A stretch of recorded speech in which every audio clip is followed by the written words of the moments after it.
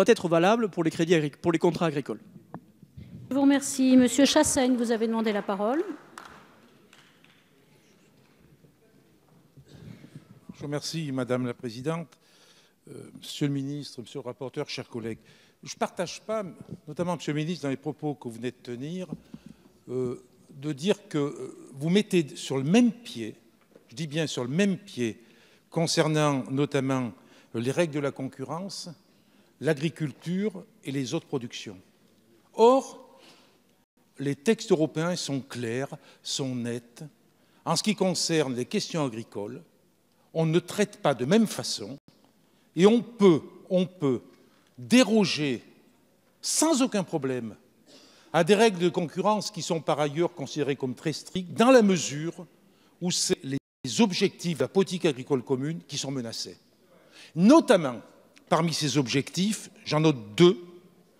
Il y a la garantie de revenus pour les agriculteurs, c'est-à-dire c'est dans le principe même de la politique agricole commune, un agriculteur doit vivre de son activité.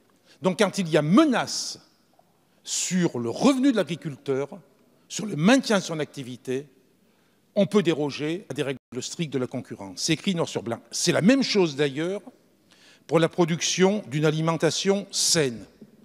Donc s'abriter derrière cette conception de la règle de concurrence, c'est une erreur. C'est une erreur monumentale. Et je suis étonné que vous ne reconnaissiez pas cette dérogation qui concerne les productions agricoles.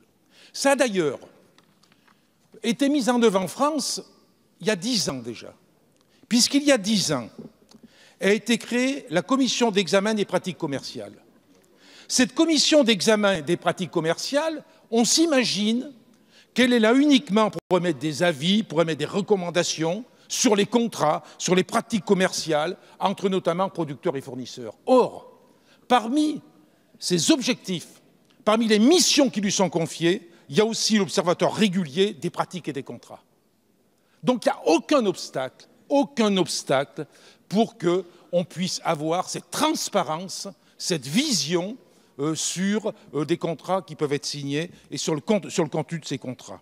J'ajouterai par ailleurs qu'avant même le règlement Omnibus, qui a fait rentrer ça très clairement dans la réglementation européenne, il y a eu le jugement de la Cour de justice de l'Union européenne, en date du 14 novembre 2007, sur la fameuse affaire des endives, on en a beaucoup parlé, et qui a bien précisé clairement, nettement, qu'il était possible qu'il y ait une entente et qu'il y ait des critères dans la mesure où c'est les règles, les objectifs de la politique agricole commune qui sont menacés, et c'était le cas pour les producteurs d'endives. Donc je crois que les arguments que vous avez, monsieur le rapporteur, monsieur le ministre, ne sont pas des arguments justes. Et cet amendement, je crois que chacun va